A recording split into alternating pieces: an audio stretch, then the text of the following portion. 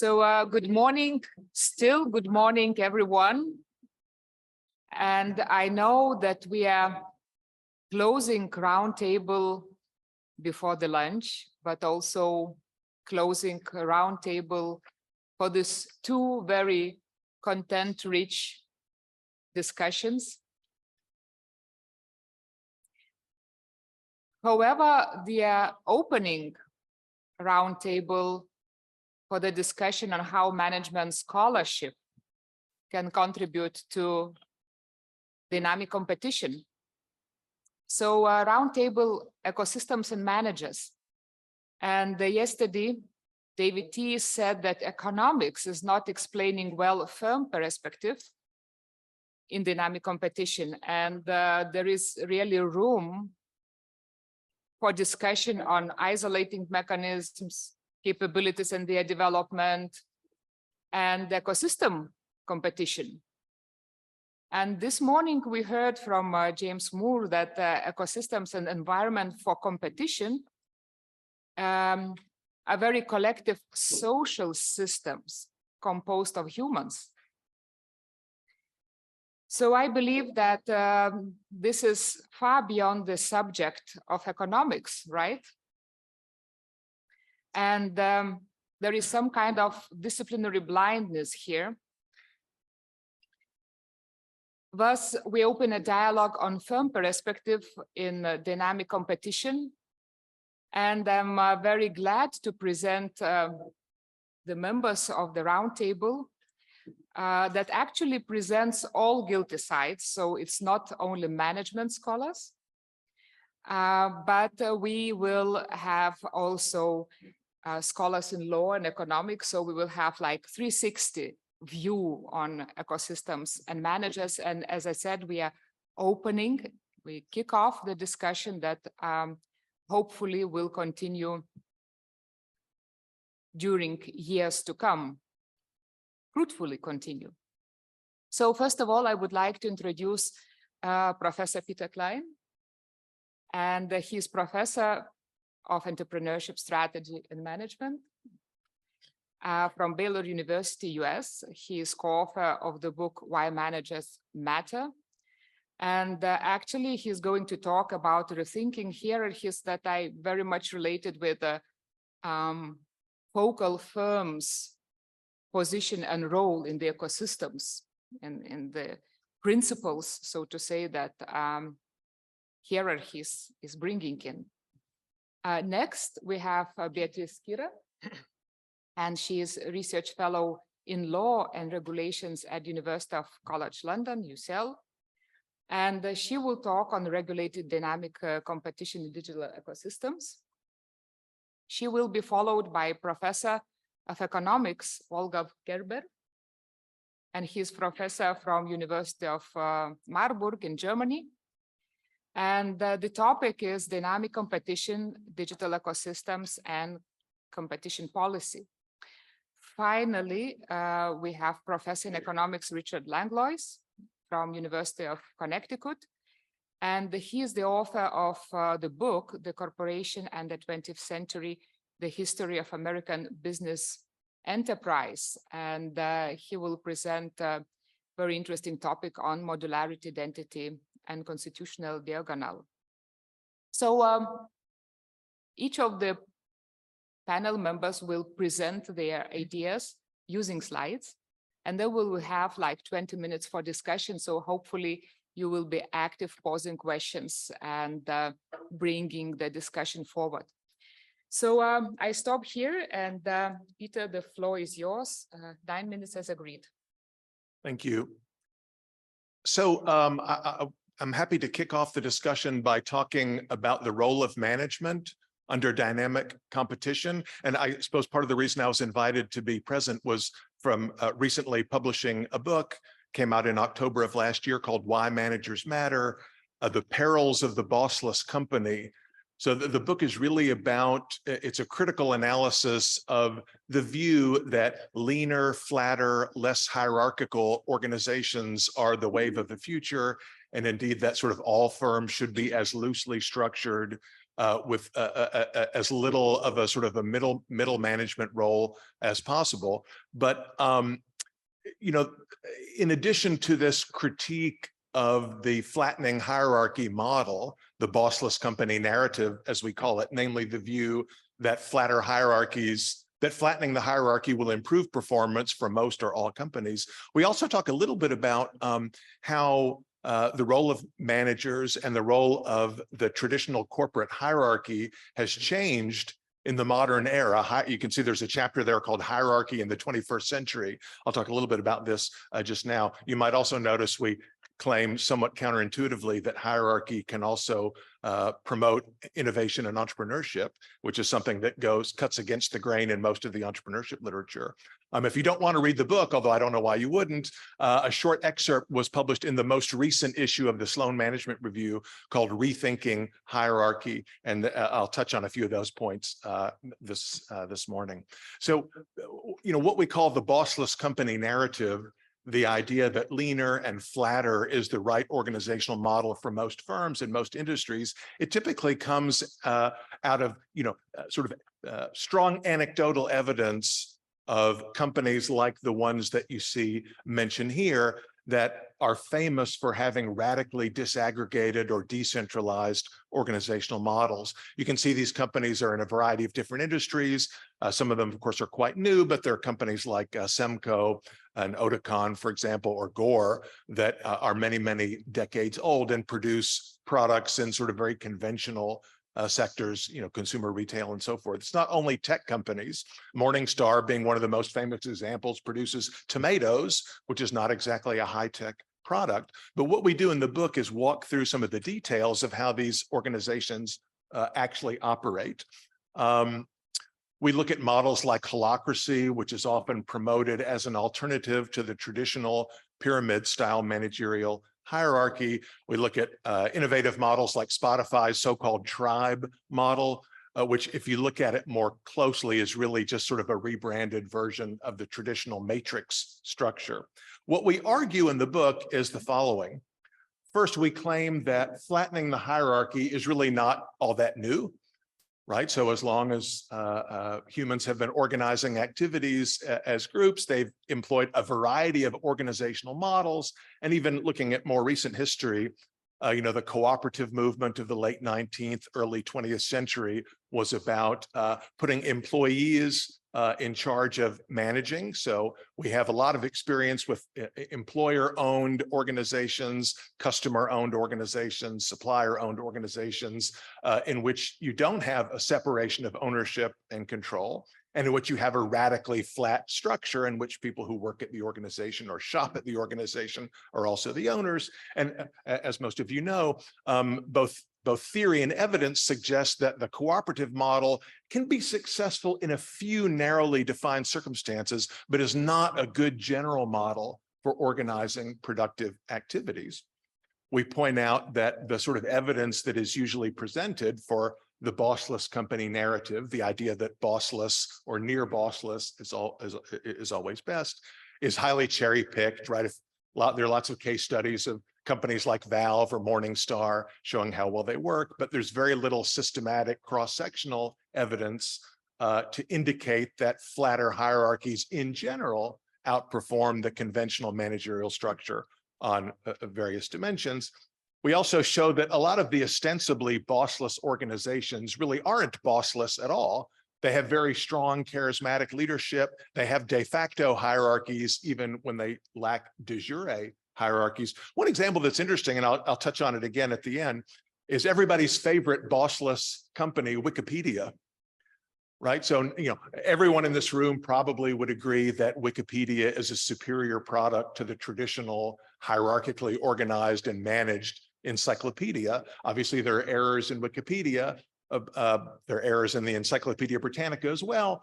But for something like Wikipedia, the advantages of having an online, crowdsourced, open source, dynamic, flexible product vastly outweigh any potential, you know, drawbacks in terms of quality control or whatever, scope of coverage, the ability to adapt rapidly and so forth.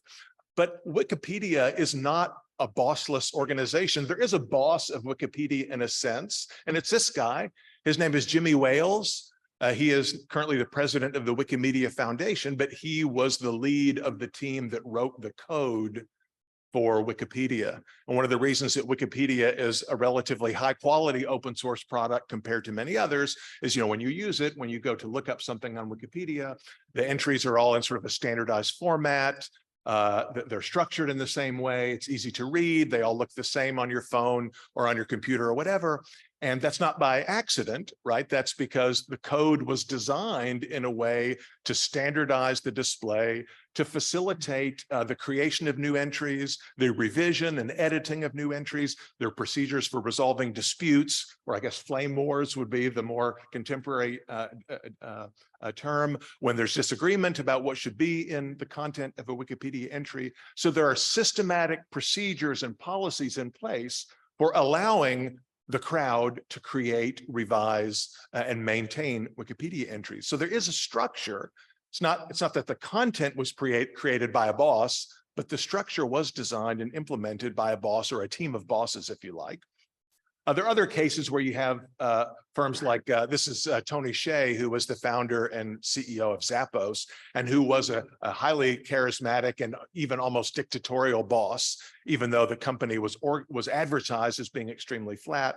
Valve, which is one of the most popular poster children for the bossless company narrative, is described by former insiders as being, quote, like a high school, meaning that there are cliques and there are cool kids and there are nerds and there's a lot of de facto concentration of power, even if de jure the organization is radically flat. You might have heard of the famous Valve company handbook, which opens by welcoming new employees to Flatland. Welcome to Flatland is the introductory title of our book, referring to Valve.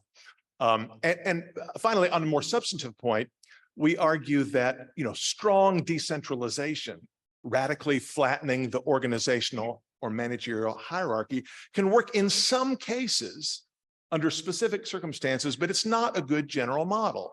What are those contingencies? What are those specific circumstances? High levels of novelty, complexity, uncertainty can also give rise for advantages of managerial coordination. A sense of urgency, the need to make decisions quickly.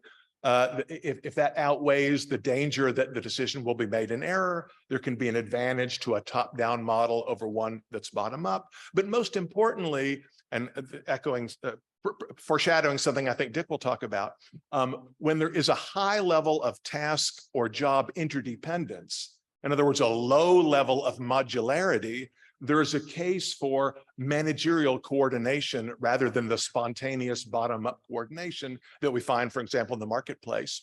I was glad to hear Hayek's article, The Meaning of Competition, mentioned earlier this morning. Hayek famously argued that the market itself is a kind of complex adaptive system in which it's impossible to sort of design things from the top down, and in which the market can adapt easily and efficiently by use of private property, the price mechanism, as opposed to sort of coordination by government body.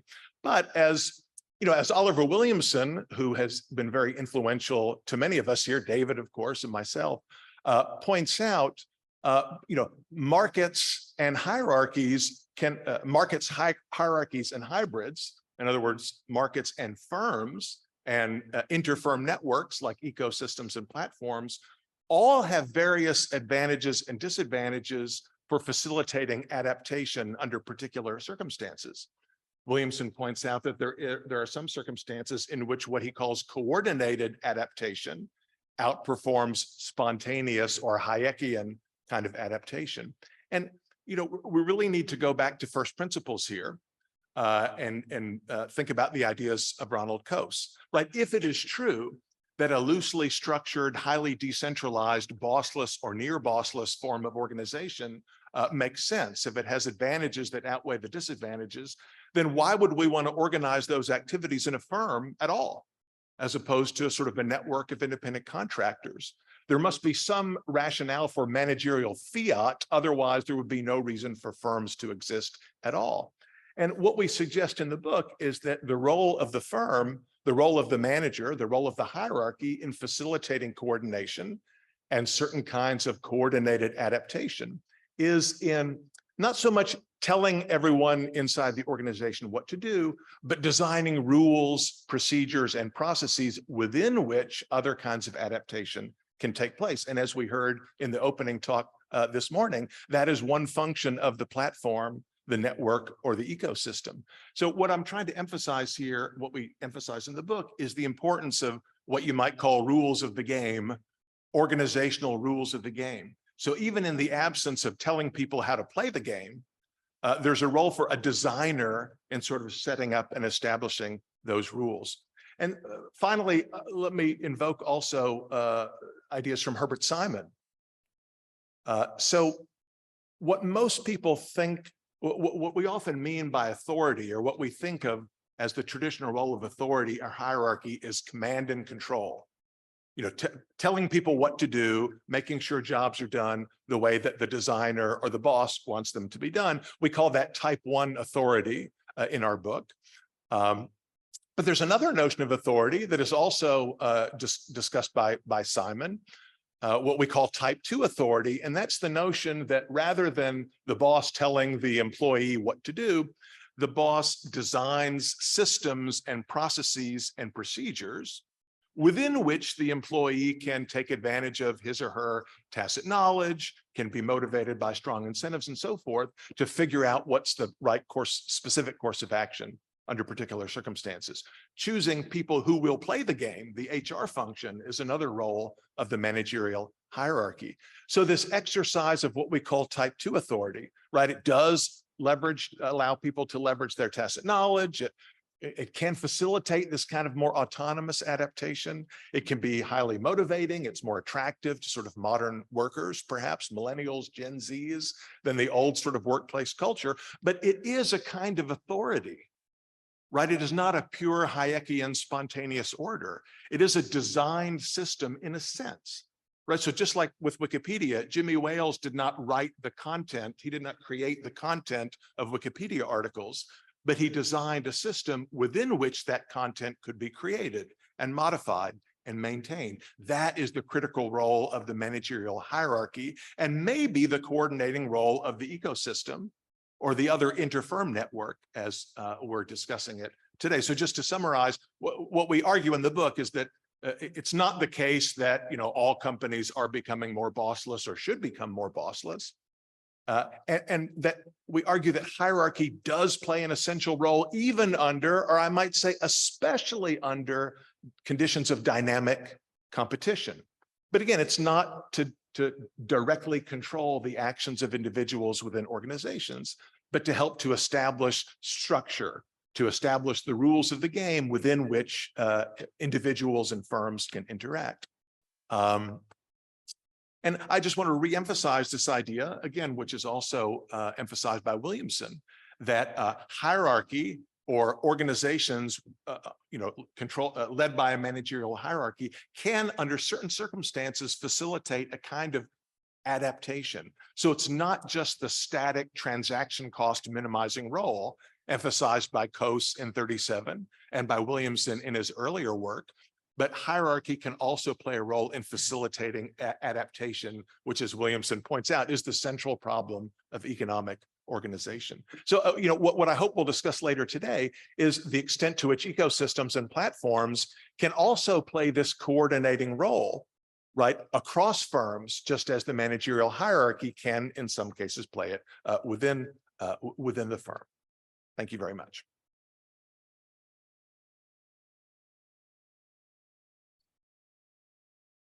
So thanks a lot, and Beatriz, the floor is yours.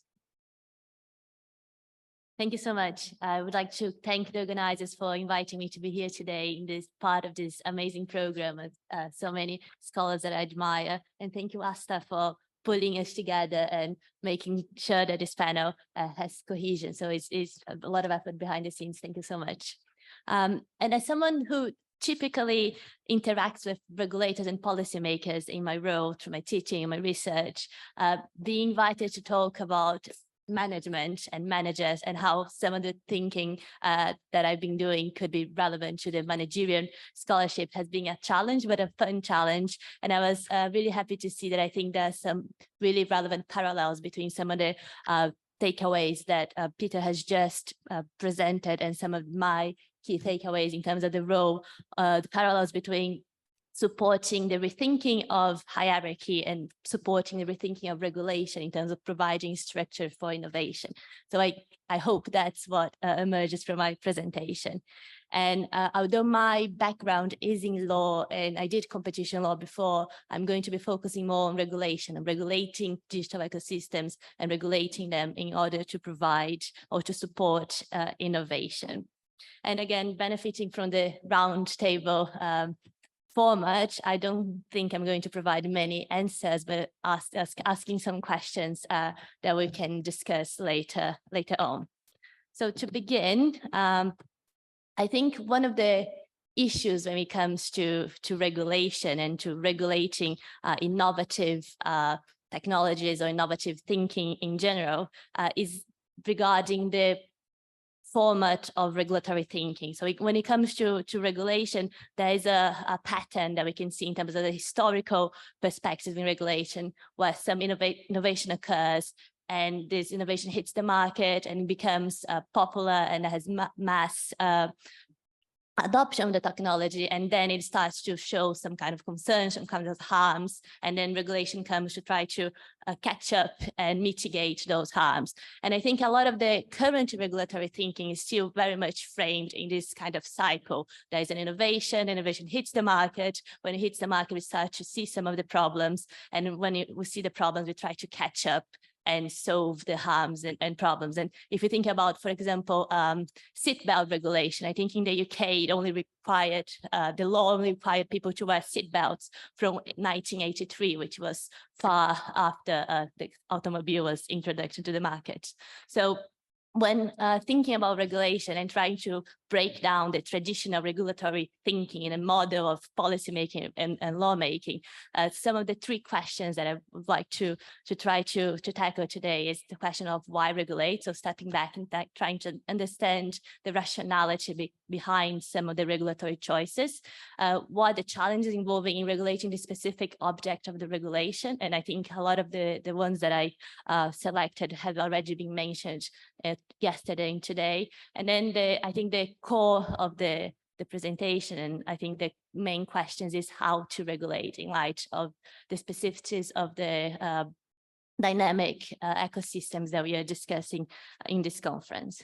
So very briefly, we saw yesterday, we discussed that, for example, when it comes to the GMA, which is a regulation aimed at promoting competition, the regulatory rationales that we discussed was contestability, fairness, and one could argue that behind it there is some wider concerns in terms of distributive justice and reshifting the balance of who benefits and for what purpose. And I think this all makes sense, and that's what the regulation has set itself to do. But then the question emerges, I think, whether in terms of dynamic ecosystems and dynamic innovation, we would also like to add something new to the mixtures. And we have been discussing today the idea of capabilities or regulating for capabilities. I think regulating for capabilities is not necessarily emerging as a concept per se, but when we think about how to really foster an environment for firms and for innovators that could support these capabilities, regulators do have an important role to play, and regulation is important, but the question is what type of regulation we want. And then thinking about why regulate, not only in terms of contestability, fairness, or justice more broadly, but trying to add to the mix all the aspects that could be more relevant from the perspective of innovation that we have been discussing today. So then how to regulate and how to support the development of the dynamic capabilities is a problem. And it comes with the challenges that we have discussed. Many of them is the fact that the pace of technology outpaces the pace of policymaking or lawmaking in many cases. It's very often the case that technological development happens, and it takes a while for regulators to understand, identify, and propose the remedy or the appropriate remedy, oftentimes not even finding one. There's questions in terms of uncertainty. And we have also discussed that economists don't really know how to deal well with uncertainty, but that's also the case with lawyers. And it's a problem from a legal perspective, because legal uncertainty is one of the key problems that companies face when trying to operate in a regulatory setting or a new environment. Not having certainty about what they can and cannot do and what could be the penalties is a big problem. And then complexity, which I'm not going to dare to discuss after Ryan's really good keynote yesterday, but it's for sure the complexity of digital ecosystems and innovation is definitely difficult for lawyers and regulators to address as well. And I'll put a final one. Again, this is a not necessarily exhaustive list of the challenges, but I would say that the scale and the fact that many of the companies and the environments where these companies act cross borders, so they're not really focusing on the environment of one jurisdiction. They need to take into consideration what different jurisdictions are doing and how the regulatory frameworks may or may not overlap and could in some cases be actually conflicting legislation. So the question that emerges, and I think that's actually the quick question for my presentation, is how really to deal with the complexities and the challenges that we discussed in terms of digital ecosystems and innovation and how to regulate them properly, and at the same time making sure that some harms or that is structure to mitigate harms that could prevent, while also supporting the development of capabilities. And one of the things that I've noticed from this new wave of regulatory efforts trying to address digital ecosystems and digital platforms more generally is the combination or the idea of multiplicity of tools. And I think that's also important from a managerial perspective to recognize that it's often the case there's not only one regulatory framework that is going to be used, applied, and enforced. There is an overlap, and there is many different tools that are often applied to some type of behavior or some type of activities. And I think one of the quintessential example is in terms of digital platforms or digital ecosystems is when we mentioned yesterday the Facebook case in terms of data collection, data processing, the fact that it was considered an antitrust issue does not mean that it wasn't also data protection concern implicated in that case. So the fact that regulators are now trying to navigate a really complex environment where we have players that could be involved in behaviors that could trigger a legal reaction from more than one regulator, more than one responses from more than one framework is important to recognize. But then how to think about the coordination between the actors are very important. How regulators, if and when regulators are talking to each other and really coordinating their conduct is something worth taking into consideration. And one thing that I wanted to say also connected to Peter's point just now is the idea that command and control is not necessarily the most relevant or most useful form of governance, and there is gains in terms of thinking of new governance frameworks and bringing in us scholars, practitioners, and economists and lawyers and technologists and innovators and managers to think about how we can move the boundaries of our current regulatory thinking, of the current way of framing regulation and the cycle of regulation to be more proactive in shaping and structuring ways to promote and build the guardrails in a way that will allow innovators to develop the right capabilities. So I think there's a lot of parallel in terms of Peter was saying of giving the structures for the firm to innovate, while I think there's a similar role for policymaking, lawmakers to give the structures that will guard and mediate interactions between firms, the state, and individuals, but in a way that is not going to clamp down innovation. And the final point on coordination and cooperation, it's important not only in inside the same jurisdiction, but increasingly more across jurisdictions. And I think that we have people from different jurisdictions here represented today, and that's an important point, how different regulators and coordinators are going to be talking to each other. And I'm reached the final comment now, but thank you very much for the opportunity. I look forward to the discussion.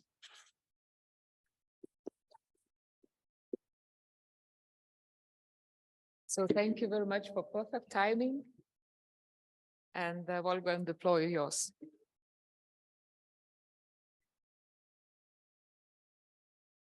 So many thanks. Enough slides, my slides. It's okay, you just. Okay, so okay. I want to talk about dynamic computational ecosystems from a specific policy perspective, and I would like to go a bit back because we are now really about dynamic competition. The intellectual climate I was raised in when I began my PhD thesis more than 40 years ago. So we are talking about the 1980s. And in Germany, there was at that time really dynamic competition well spread as a notion in what competition is about. It was as a dynamic process. It was a rivals process, innovation, imitation. It was very much triggered by Schumpeter's theory of economic development. And so in that respect, it was accepted that Schumpeter is very important. And this is also my view since that time. And this thing in Germany, from this came an idea also a development to more evolutionary economics. There's also a German tradition in that respect. And also the idea that we might need an alternative paradigm to neoclassical economics. Although this already existed in the 1980s in Germany. So this is a background that I was raised with intellectually. And the other is German Ordnungspolitik, Ordoliberalism. You also might have this from other perspective, which is the basic idea that we also need an institutional framework for markets. And this is what has been called rules for the market game. So it's not rules for the game within the firm, but for the markets themselves. And the basic idea of the ordoliberals was always that policy should really focus on setting rules for the market. And I think that's exactly how we should see competition policy and other policies. Now, in the digital transformation, from a Schumpeterian perspective, what we are seeing is this digital transformation is a Schumpeterian revolution. And it's very clear that if you have a technological revolution, then you also will need institutional co-evolution. So in that respect, what we are in right now is a transition from old set of rules for the market to a new set of rules, which are better adapted to the new conditions of the digital era. And that is what's challenging and what's difficult and what we are struggling with. So this is my general view on things. Now, digital ecosystems. This is a great organizational innovation in the sense of Schumpeter also. I don't go into the theories, this is all orchestrators, complementers, that's said a lot about this. I am a competition policy person mostly, so I look more at competition problems in digital ecosystems, and I would focus on one specific point, that the power of orchestrators can also be through the control over data sets and over certain key data sets. Also about technically closed systems, but I will focus mostly on data sets. And now my example, I have worked a lot on this, is connected cars. And now we are not talking about platform ecosystems in the usual sense. It's really about IoT ecosystems and the car industry, as you know, they are themselves in a transition from their old business model to a new business model. And so far, this does not work very well. So this is still in the transition.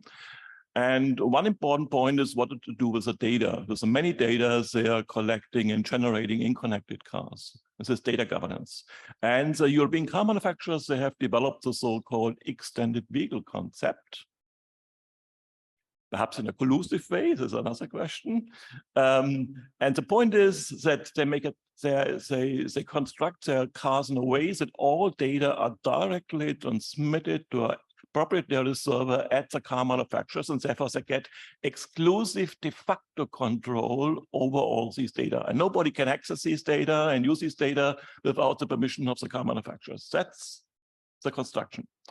And therefore, we have access to the data problem, and we have also a problem of technical access to the car itself. This is about the interoperability problem. And this leads, let's say, getting to a gatekeeper position, and that's a real gatekeeper position, not the same as in the DMA. And this means that also many independent service providers and also those who want to offer mobility services in this connected car system, they are very concerned that the car manufacturers can get control over all these secondary markets through this control about the data and can foreclose these independent service providers. And this is a policy discussion in the European Union since 2016. And there's a lot of concerns from the independent service providers that this will have negative effects on competition and innovation and consumer choice. So it's negative on dynamic competition. The Commission has acknowledged this problem, but so far not solved it. Now, one possible solution is now the Data Act. The Data Act is one of the most recent acts. So you have the Digital Market Act, Digital Services Act, Data Governance Act, and this is now the Data Act as the last one of these four. And the basic idea of the Data Act, and this is how the Commission is selling it, is unlocking IoT data for more competition and innovation. So innovation is very much in the focus, much more than competition in this Data Act. And the Data Act proposal was published 1 year ago. There's now, I think the European Parliament has already accepted something, but the trilogue negotiations, they will come. Important is we are talking here only about IoT data and IoT ecosystems, but also in B2B, not only B2C, but also B2B. And the problems that also the Commission very clearly has explained in this proposal is, the problem is that IoT device manufacturers can get through their own technical design of the IoT device exclusive de facto control over IoT data. And this would lead to an access problem on one hand for the users who generate or co-generate the data with their own devices, because they have bought these devices, their own property, and even they cannot get access, and for firms providing services, but also for data-driven innovation in general. Yeah? And the Commission thinks this is a huge problem, and for users, but mostly I focus here on innovation. And the key instrument of the Data Act now is to grant new rights for the users of these IoT devices. And these are two different rights. So one is the right that the users can access and use these data for their own purposes. And the other is to share these IoT data with other firms so they can use the data. Yeah, and also this is on one hand it is about secondary markets. On the other hand, it's also generally making more data available to other firms. So it's about unlocking more IoT data, and this would lead to more dynamic competition in our context. Now, what is the problem? The problem is, so last year, my main research was about the Data Act. So I have looked deep into this. There are a huge number of problems. I only will mention two. The main problem certainly is that this data sharing mechanism that they try to introduce to these user rights will be very ineffective, and there will be not many data shared. Because if you look at the specific provisions, and there are so many hurdles and conditions, and so if the data holders do not want to share data, they always find something how they can block this. In any case, it makes it very hard for firms getting IoT data through these user rights, and make it very hard, expensive, and unattractive. So in my view, and many others also see it in that way, there will not much IoT data unlocked, and this will not help much innovation. The second problem is, why is this so? This is so because the Data Act protects too much the manufacturers of IoT devices as a data holder. Yeah? And very important is the Data Act says very clearly that data holders, we're talking about non-personal data. Personal data is GDPR. It's non-personal data.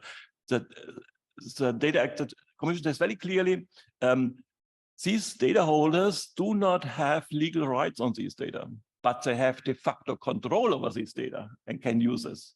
Yeah? And the point is they are protecting de facto this factual control of the data without giving legal rights to them. Yeah, and the economic effects is that it is as if they have a property-like position on IoT data. Yeah, they have no formal property, but de facto economically, they have something like that. Yeah, and I think this is a big problem. Then there are additional anti-competitive, explicit anti-competitive provisions in that with negative effect on dynamic competition. So one is a direct non-compete clause. So these IoT data from these user rights are not allowed to be used for developing a product that competes with this IoT device. This is directly impeding horizontal innovation competition. And the second one is that these users are not allowed to share the data with the gatekeepers from the DMA. So with the large platforms, the idea is the data power of the large platform should not be further increased. And therefore, they should not profit from these user rights. In both cases, you can clearly say, also in the second case, this has negative effect on innovation competition. The platforms could use much better these data for all kind of things, yeah, about these network effects, and this is not allowed. Overall, my result was the Data Act will not support dynamic competition. It's a specific policy we have now really under discussion. This is not enacted yet, but I'm afraid it will be enacted. So overall, the ecosystem is a great organization innovation, many benefits, but there might also be problems. I have a bit focused on this data. Important for me is also in the conclusions, we should not only look at competition policy in a narrow sense. Yeah, there might be many policies which are very important for dynamic competition. And here in Europe, it's data policy also. Yeah. And this is very important, and it's a pity that Data Act fails in that respect. But important, it might also be standardization policy, so on the technical side. And you can also try sector-specific regulations. This is, for example, what might also be an additional option in the connected car case, because it's clear the Data Act is not sufficient. Thanks.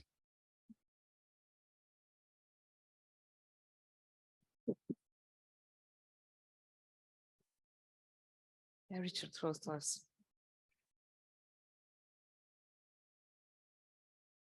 Thank you. Wow, that's even my old slides. That's not the slide I thought it was. Okay, let me turn to this slide then. I was asked to, as we all were asked, to talk about ecosystems and managers. And so what I thought that I would do is talk about a paper that I did that's came out in a special issue of Industrial and Corporate Change not long ago, a special issue in honor of the 20th anniversary of the publication of Baldwin and Clark's book, Design Rules, just like the Bible of modularity. Another shout out to Peter Merman, who also has an article in that special issue. But after listening to the discussion at the conference, I think I want to at least spend most of my time talking about more general ideas, and maybe at the end, if I have time, I'll mention a little bit the paper that I was originally going to talk about. One can't present a paper in 9 minutes anyway. One can only advertise a paper. So that's what I'm going to do. So one way to think about ecosystems and platforms, I was actually unaware of Jim Moore's work, but Carlos Baldwin talks a lot about ecosystems and platforms. And in the modularity literature, we go back to Herbert Simon and think about decomposable systems. If the A's are the parts of the system, if there's an X in that matrix, it means AI communicates with AJ. And if there's lots of communication, it's not a modular system. And you can decompose that into little blocks where the modules talk only to themselves. That's a way, by the way, connects a little bit to Brian Arthur's story, because this is modularity is a way to fight complexity. It's a way around complexity. If you hide all the complexity in modules and let the modules talk to each other, as you see in figure C, the modules talk to each other only through an interface. So AI is the interface. And Carlos and lots of other people have made much of this. In Carlos's story, modularity is good because it creates option value. So if you have these modular systems, you can, for one thing, you can swap in and out the modules. You can put in a better video card in your computer. But more importantly, you can have modular innovation, which is where you keep the architecture the same and you improve the quality of the modules. And Carlos emphasizes that this is all about design. It's about architecture, and I think that's exactly right. What I want to emphasize, though, is not just design, but institutions. And I think maybe that's something that hasn't been talked about enough at this conference, that designs like any kind of a platform, whether it be one that's modular in this way or less modular. And I agree with Peter that some things are not modular, and you don't want to have a modular structure for them. There's actually this idea in modularity theory called the mirroring hypothesis, which says that if you have a modular product, then it must be manufactured by modular organizations.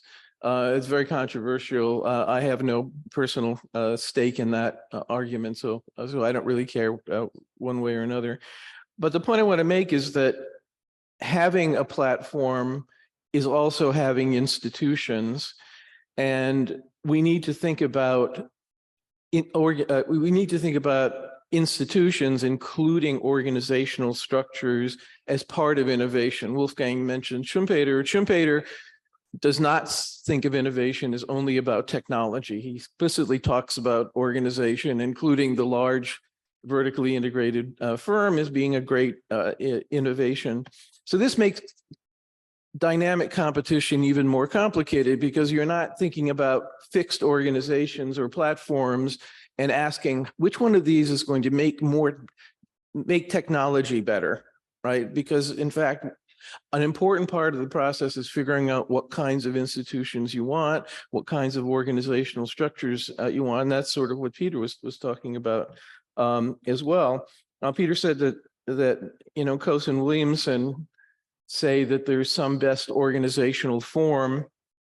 Sometimes we want to have firms, sometimes we want to have market, sometimes we want to have complex interfirm contracts or hybrids, as they're sometimes called. And I think that's right, but I think also we have to consider organizational innovation. That is, organizations and institutions are changing all of the time, and that's part of the game. And we should think about that, and that's going to complicate matters and calls, I think, for additional dose of epistemological humility if we are a regulatory agency, because the institutions are also changing. But also the point, I think the point I want to emphasize is that institutions and organizational forms are substitutes for one another. And so it's maybe true that there's a best one, at least a locally optimal one. But if that one is forbidden, then people are going to find ones that are close substitutes, right? And so the book that the book that was mentioned that as point of interest is now available for download from Princeton University Press or from a platform called Amazon. I make the argument that the large vertically integrated firm, and for most of the 20th century, was really a substitute form of organization, because many other institutional forms were not available. They were not available in part because of things like the Great Depression, the New Deal, and World War II. But they were also, there's also a story about antitrust policy, because the entire legacy of antitrust policy in the 20th century was to make illegal those contractual things that were visible, like complex contracts between organizations, which allowed large vertically integrated firms, which encourage large vertically integrated firms, because now you can hide within the mod, right? Instead of having visible modules, you have one big system where everything is invisible, right? So if Schwinn cannot have exclusive dealing contracts with its distributors, well, if Schwinn had the good sense to integrate vertically, maybe an inferior thing to do, but to integrate vertically into distribution, it would have been immune to antitrust prosecution. And thus the great irony of antitrust in the 20th century, that a policy legacy that was driven by populism actually had the unintended consequence of bolstering the large vertically integrated corporation by making these institutional alternatives illegal. So I think when we think about platforms, we have to think about the fact that we are creating institutions, and in many cases, we are creating, by definition, institutions of exclusion. Think about the institution of property itself. Property is an institution of exclusion. And the legal theorist Henry Smith has written, I think, brilliantly about the modular structure of property law and property as an exclusion. But think of lots of other exclusive things that appear to be exclusionary are actually things that are actually helping to make the platform work better. So think about, and this gets a little bit to the paper that I'm not now going to talk about. Think about MySpace versus Facebook, right? In the 80s, Brian Arthur and other people told us about network effects, but now people understand that quality of a network is maybe more important than the number of people on the network. MySpace failed because it did not exclude, whereas Facebook succeeded in the beginning because it did exclude. And so there's something inherent to platforms that are about exclusion. And if we go around looking for evidence of exclusion, we're not going to like platforms very much, and maybe some second best alternative institutional structure will arise instead. Thank you.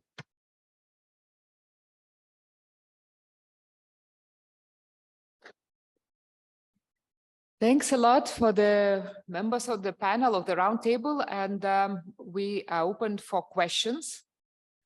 So, else, please. Thank you very much. This is very insightful. Share many of the things, and particularly I will connect to the last contribution by Robert and the first one by Peter. Sorry for the voice.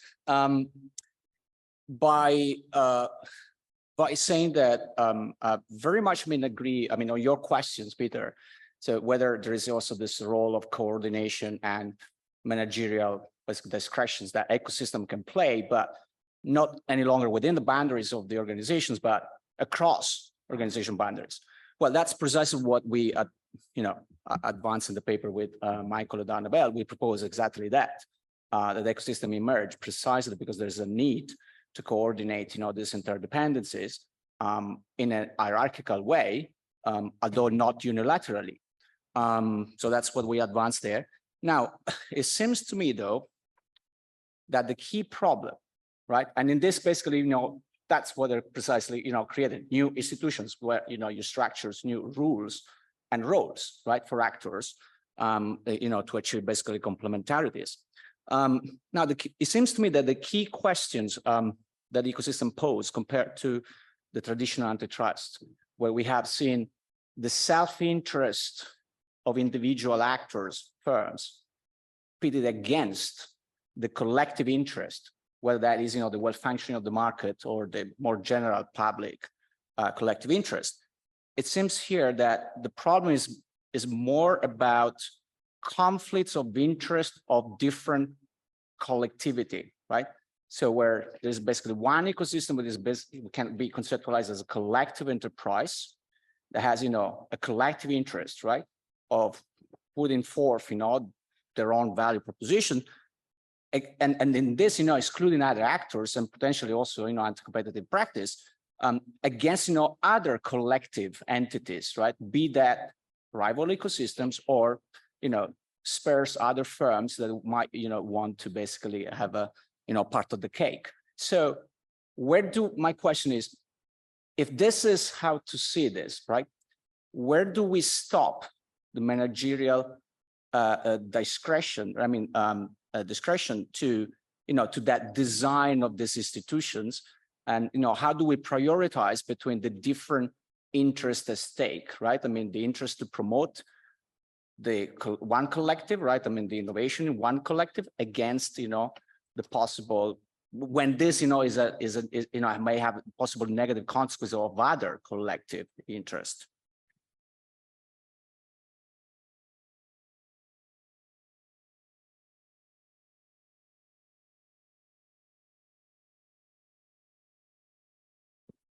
Yeah, I think that's exactly the right kind of question to ask. I don't have an obvious answer, except that, I think there is more similarity between the platform problem and the firm problem, right? So essentially, this is the same question, even if we look at conventional understandings of interfirm competition, right? So if you imagine, as in the conventional analysis, trading off, right, the potential, disadvantages of having one or more dominant players versus the potential advantages of what that dominant player can do in terms of innovation, for example, internally. That same kind of framework can also apply to comparing consortia, networks, ecosystems, platforms to each other.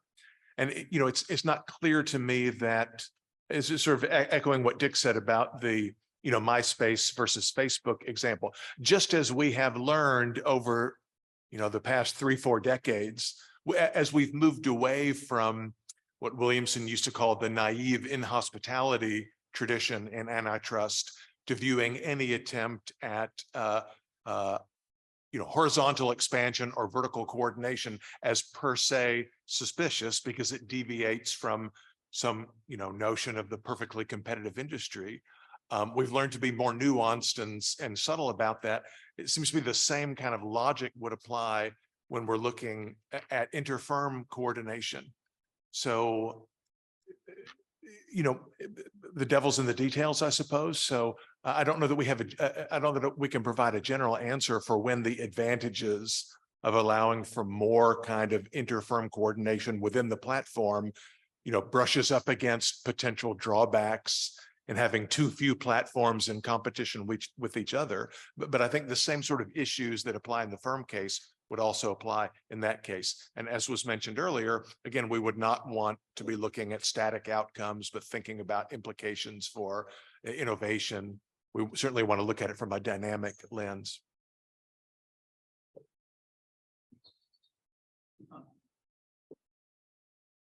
I could have lots of comments because I think for me, this was really a lovely conversation about the design of complex things or organizations and collective action.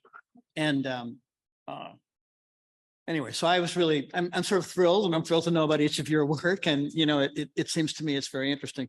The small part I want to make is to jump on what Richard said in a good way, which is this note. I didn't know your work. I will now know it. I will now learn it. But it's this notion that the large firm was internalizing a set of things so they wouldn't be visible to regulators is a really interesting idea to me that I've never heard before.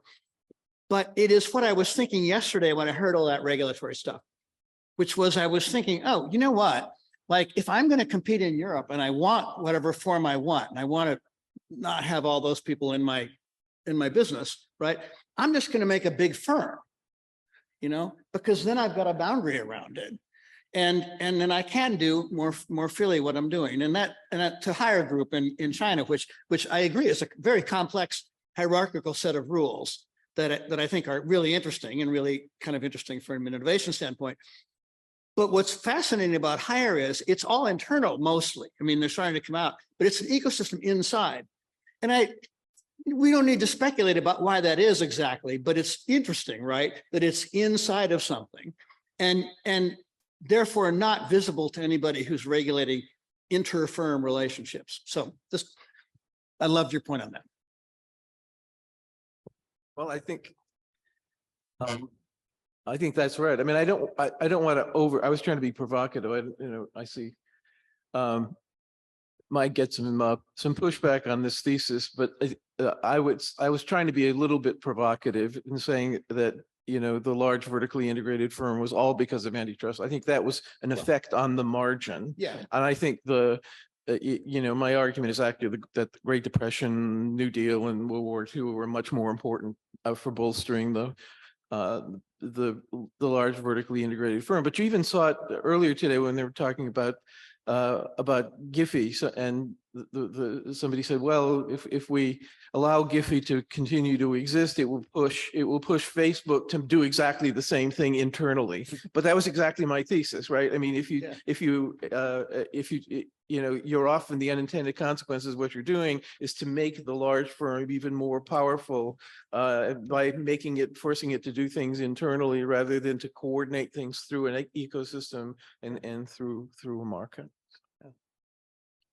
Can I add a small comment on that as well? I mean, this idea that, thinking about the firm market or firm market ecosystem boundary in terms of the relative advantages of doing things internally versus externally is extremely powerful, not only for the reason that Dick mentioned, that sometimes doing things internalizing allows you to to contract around some regulatory or institutional restriction on doing it externally. Sometimes it just allows you to do it better, even if the external transaction were permissible. So, the argument for the rise of, diversified corporations in the 1960s and 70s was that internal capital markets and internal labor markets had some potential advantages relative to the external markets, perhaps because the external markets were not as well developed at that time as they later became. But also sometimes regulation or antitrust restrictions can also encourage the firm to maybe do something other than what it would have done internally compared to externally. So again, maybe in the 1960s, when there were tighter restrictions on horizontal expansion, firms that wanted to grow figured, well, there's only one way to do it, namely by vertically integrating or diversifying, becoming a conglomerate where they're not subject to the same kind of antitrust review. A couple of questions. We go Anna and then Peter and the other. Thank you. I have two questions, or maybe three.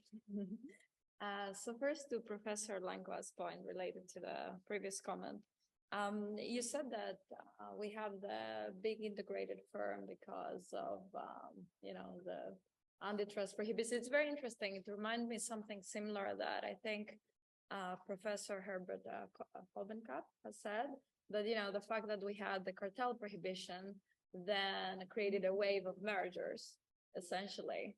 So this is a chapter maybe before your vertical integration story. But I thought then, maybe, there is epistemological learning, and then that pushes firms to substitute, and that pushes policy then to move on to new types of prohibition. And maybe that it's not such a big of a problem in the long term. So that is the question. Then to Professor Kerber, if you would design the Dot Act, how would you do it better? Like, what do you think is a real problem? Like, is it that they do too little data sharing, or they try to balance it with other, provisions that water it down? Like, what is the real problem that the Data Act failed and hence it's ineffective in your view? And the last point for Professor Klein. I like very much what you said about the coordinated adaptation and the alternative you gave to this transaction economics perspective. And I was wondering if, what is the trade-off there, and how do we balance those two factors in choosing organizations? Maybe you have an idea. I'm not aware of this, but I would be interested to hear.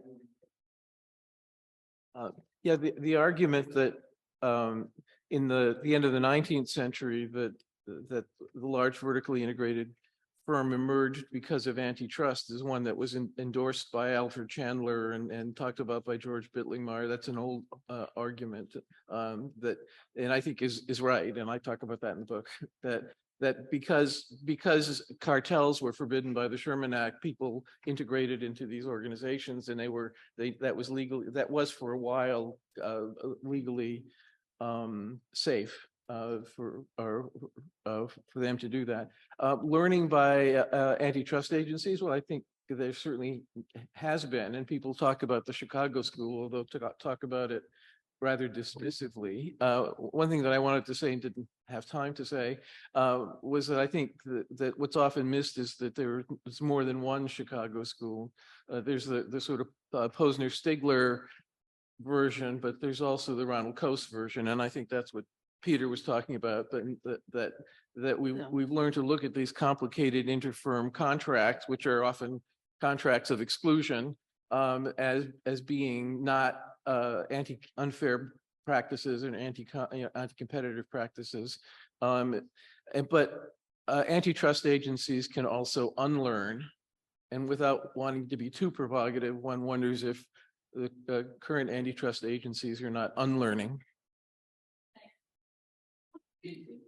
Well. Yeah, I can talk a lot about the Data Act. I will be brief. Now, the main problem is really that that the Data Act accepts this exclusive technical control of the data through the manufacturer without questioning this. I think it's often okay, but I think it should not always be okay. And therefore, this is one very important point. But most important is certainly that this data sharing mechanism is so weak. And this is a specific design how they are doing it in detail. I don't want to explain this because it's a long story.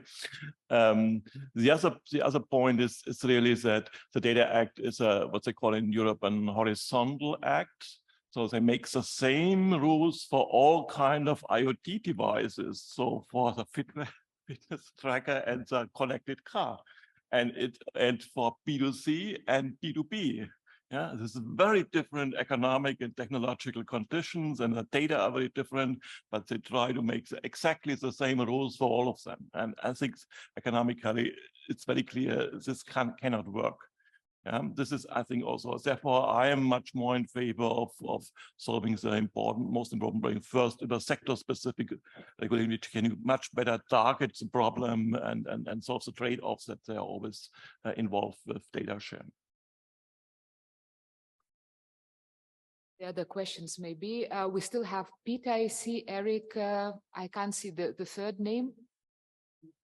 Yeah, Jonathan probably, and then David, okay? So please keep the questions or comments short, okay?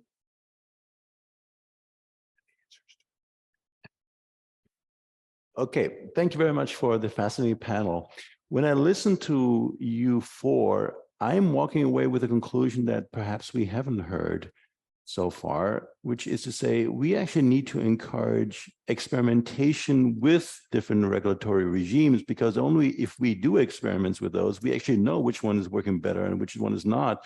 Because I think, Peter, Klein, you actually don't believe that every single Wikipedia founder is going to get the design right in the first place. There are probably a lot of different trials going on, and we are just reporting on the one which worked at the end.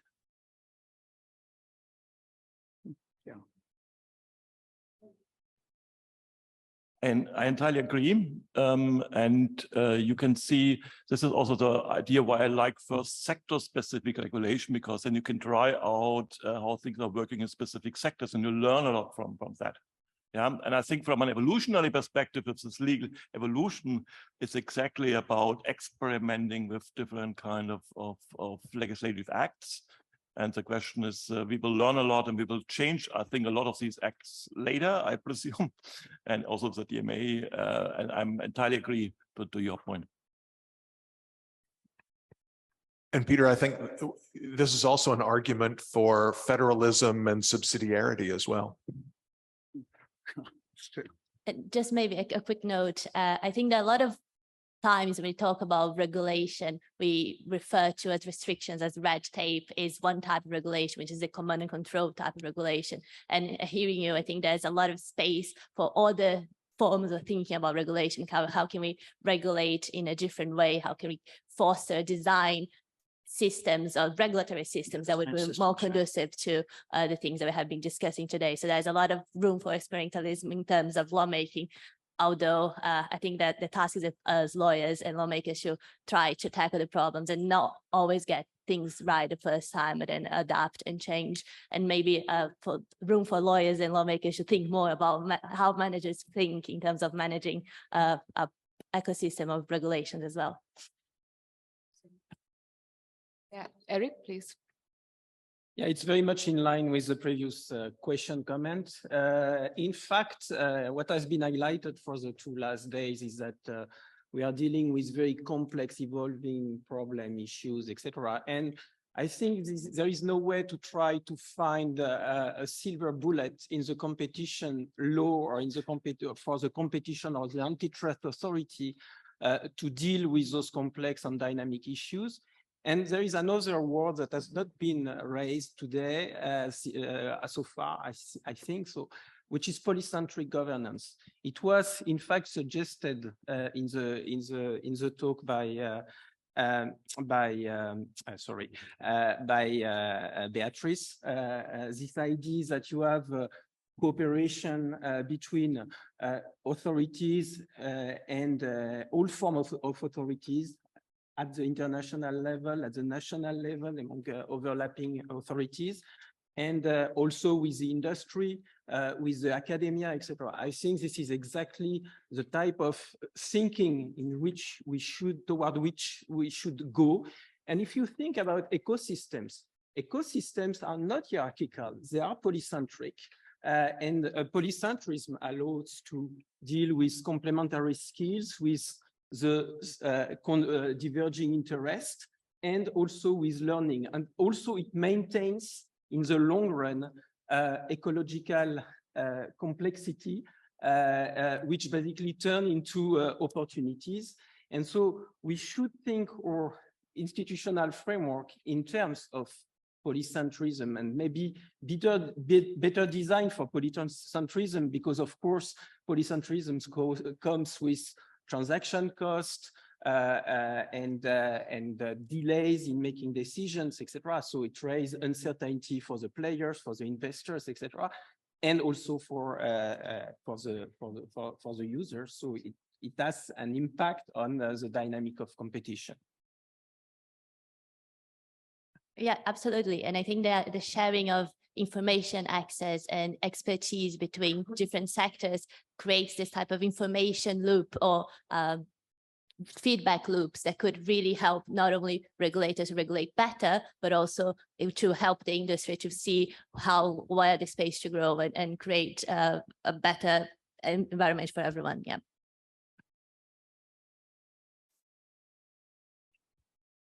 So we all seem to think along the same lines in this cluster, and one of my questions was already anticipated by somebody else. But the question that we have shied around here is, what is a best decision given that we have faced deep uncertainty and adaptability in those systems? It seems that decisions have consequences, and then maybe they have predictable consequences for equity, fairness, competition. But how can we really frame what a best decision is under those conditions? Because regulatory policy really comes from a mechanical maximization model of classical, neoclassical economics, even if we don't really completely admit this, but that's really what the thinking is, right? But it seems in these ecosystem environments, those principles fail, they collapse. And what are we substituting them with?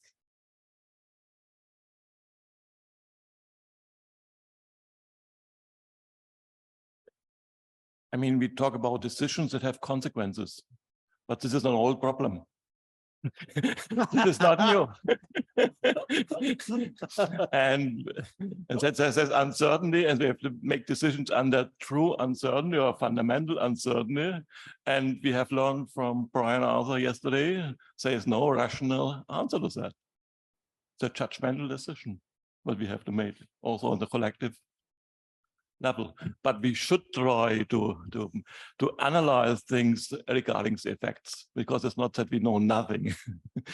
Yeah, and the point was always I did a lot with Hayek and Hayekian thinking. What is a question if we do not know very much? Is a question that we do nothing? Because this was also the one reaction what you can have. Yeah?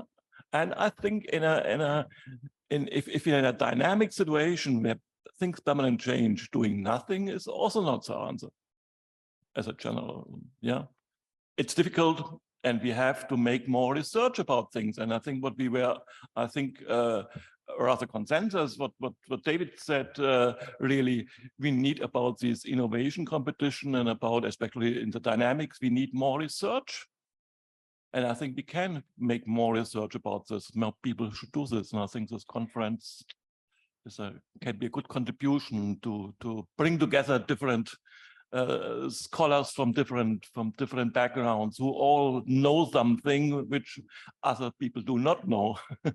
Brings us together, and perhaps I'm not pessimistic about that. But it will always, at the end, it will always be the judgmental decision. Yeah, thank you. Yes, now I can speak. And the closing remarks by David. So he was.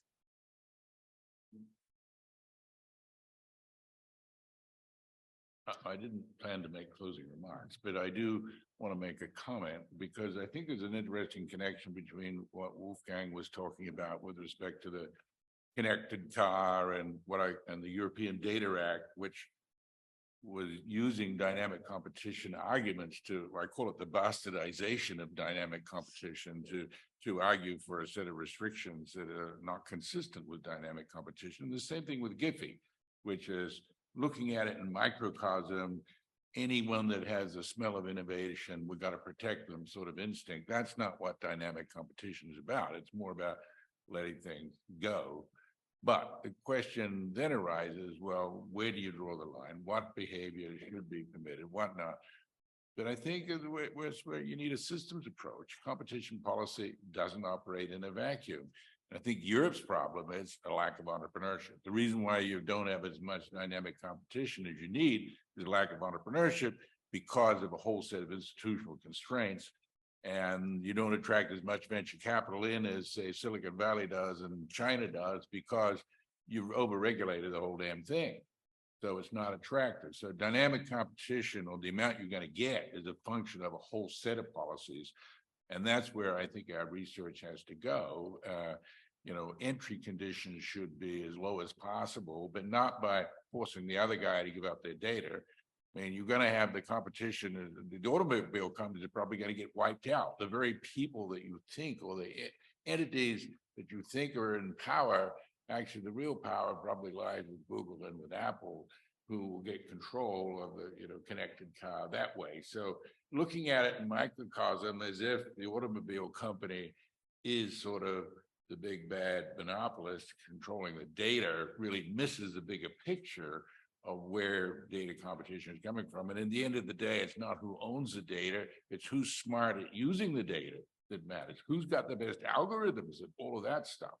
So the debate just sounded so much like the Giphy story of looking at these things in microcosm, when in fact there's a much bigger, more complicated story that actually we all need to be looking at, that brings institutions into play as well as markets. That's all. Yeah, so what I wanted to say that I have like 3 takeaways from the panel discussion, but due to the limits of time, I will circulate via email, so not taking too much time. Can't you just highlight them at least?